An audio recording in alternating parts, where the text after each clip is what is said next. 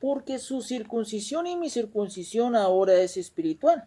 Por eso ahora en el nuevo pacto no tenemos que circuncidarnos y menos guardar las abluciones y rituales de la ley, ni guardar el sábado. Cristo cumplió y quitó las abluciones de la ley en la cruz del Calvario por su sacrificio. Así entendemos en que la señal del primer pacto en la ley era la circuncisión en la carne.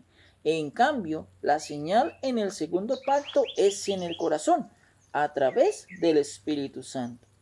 Isaac fue circuncidado porque había un pacto que tenía una señal, la cual era la circuncisión, la cual se hacía en el miembro masculino, en el prepucio, en la parte genital del varón.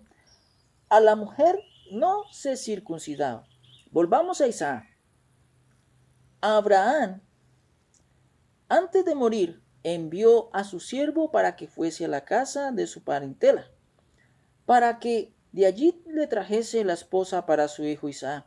Este siervo llegó donde Labán, tío de Isaac, y allí apareció Rebeca por señal que el siervo de Abraham había puesto para saber cuál doncella sería la esposa de Isaac.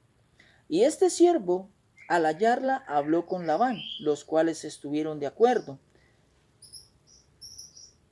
Y enviaron a Rebeca a donde estaba Isaac como esposa.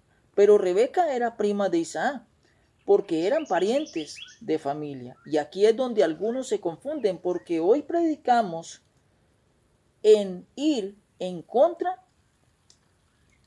de los principios de Dios, aquellos que se casan entre familia. Porque quien se casa entre primos, eso es incesto. Pero algunos dicen, si Dios no aprueba el incesto, el matrimonio entre familias, entonces ¿por qué entre Isaac y Rebeca sí lo aprobó? Abraham envió a su siervo a que le trajese esposa para su hijo Isaac, de su casa, de su parentela, y trajeron a Rebeca, la cual tenía parentesco porque Rebeca y Isaac eran primos. Pero en la ley de Moisés, en el libro de Levítico capítulo 18, versículos 1 al 19, en la ley de Moisés estaba estrictamente prohibido y era una ofensa para Dios el que se casara con un primo, o una prima, o tío, o tía, o hermana. La ley de Moisés prohibía lo que hoy llamamos el incesto. Pero ¿qué pasó? ¿Por qué Dios aprobó la unión de Isaac y Rebeca? Y por esto algunos dicen en que la Biblia se contradice. Porque si la ley de Moisés en la ley de Dios prohibía el incesto, entonces ¿por qué en Isaac y Rebeca Dios no lo prohibió? Y el apóstol Pablo nos lo aclara en la carta a los Romanos capítulo 5 versículo 13. Pues antes de la ley había pecado en el mundo, pero donde no hay ley no se inculpa de pecado. Antes de la ley había adulterio, fornicación, incesto, concubinato, etcétera, etcétera. Pero no había ley que regulara y prohibiera esto. Pero pecado había en el mundo antes de la ley. Pero venida la ley de Moisés, se conoció que el incesto, el concubinato, el adulterio y la fornicación eran pecado. Aunque había en proceso una ley, no se había puesto en marcha esa ley. Y por eso Pablo dijo, pero antes de la ley no se inculpa de pecado, porque no había una ley para juzgarlos, pero venida la ley, ahora sí se juzga. Surge otra pregunta, ¿y cuál es el problema en que primos parientes se casen? Cuando Dios colocó la ley, lo hizo para proteger y así no hubiesen malformaciones y enfermedades por la genética entre parientes. Por esto Dios, en su ley, prohibió la unión o casamientos entre familias para protegerlos por una cuestión de salubridad. Y en Génesis capítulo 24, versículo 67, hablando de Isaac, dice, y la trajo a Isaac a la tienda de su madre Sara, y tomó a Rebeca por mujer, y la amó. Y se consoló Isaac después de la muerte de su madre. ¿Y qué notemos? Algo importante de qué es el matrimonio. Y no es la fiesta o el vestido, o el anillo, o padrinos, o pasecitos. No, la gente piensa que esos rituales son bíblicos, y no, ni el vestido, ni las argollas, ni la fiesta, ni lo demás es cuestión de la Biblia. No, aquí en este texto dice que Isaac tomó a Rebeca y la amó. Y si vamos a Génesis capítulo 2, versículo 24, dice, por tanto dejará el hombre a su padre y a su madre, y se unirá a su mujer, y los dos serán una sola carne. Esos que viven y dicen, vivimos en unión libre, para ellos, porque ante Dios ya están casados, porque tomó a una mujer, se la llevó a vivir consigo para su casa, ya son esposos. Y en la carta a los Romanos, capítulo 13, versículo 1, hablando de las autoridades superiores, Pablo dice, sométase toda persona a las autoridades superiores, porque no hay autoridad sino de parte de Dios, y las que hay por Dios han sido establecidas. ¿Qué pasa aquí? En que hay costumbres culturales en cuanto al matrimonio. La costumbre cultural dice en que debemos ir a una iglesia donde un pastor los case. Eso es una costumbre cultural, donde una pareja se unieron y desde ese momento ya son esposos.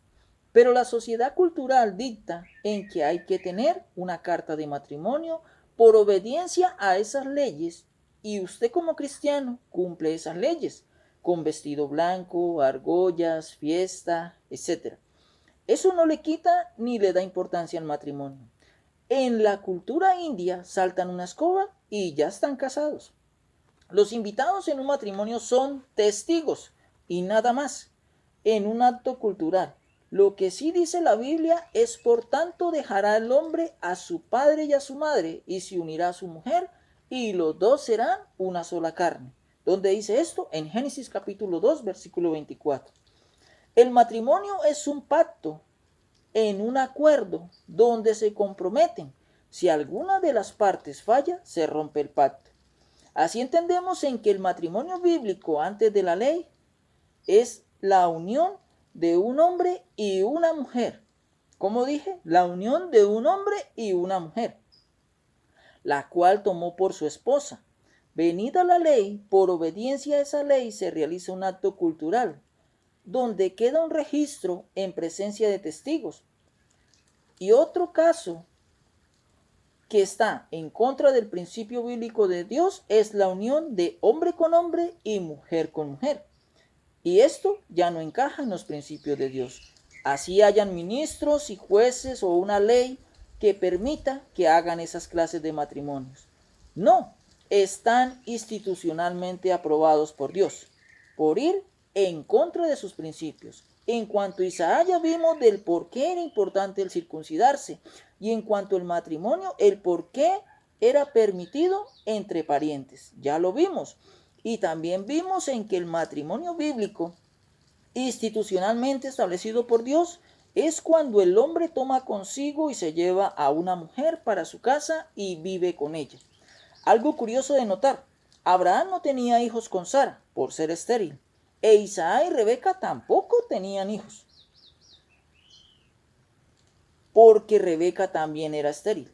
Y en Génesis capítulo 25, versículo 21, dice, y oró Isaac a Jehová por su mujer, que era estéril, y lo aceptó Jehová, y concibió Rebeca su mujer. ¿Acaso sería que Abraham e Isaac estaban con la misma suerte, en que sus esposas fueran estériles? No, esto era una prueba de fe por la promesa, y cuando estos hombres clamaron a Dios por la necesidad de cumplir esa promesa, a Dios, porque para que hubiera descendiente tendría que haber un hijo. Tanto Rebeca como Isaac entendían esto. También Raquel, la esposa de Jacob, se desesperó. Y en Génesis capítulo 30, versículo 1 dice, viendo Raquel que no daba hijos a Jacob, tuvo envidia de su hermana y decía a Jacob, dame hijos. Aquí se refleja la importancia de tener hijos. En Israel, para una mujer que no pudiera dar hijos era una vergüenza. Y Raquel le dice a Jacob, dame hijos y si no me muero. La necesidad de dar hijos en las mujeres israelitas era tan importante porque entendían que era la única manera en cumplir la promesa que Dios había dado. Por dos razones: en que vendría un descendiente, el cual fue Jesús, el Mesías, el Salvador del mundo. Y segundo, en que ese pueblo se multiplicaría como las estrellas del cielo y como la arena del mar, que no se podrían contar. Y era importante porque tenían amor y apego a la promesa. Y en este caso Isaac, al igual que Abraham, fue aprobado en este suceso. Y así Dios pudo concluir en que en el corazón de Isaac, al igual al corazón de Abraham, había el deseo de cumplir esa promesa. Que la palabra de Dios corra y sea glorificada.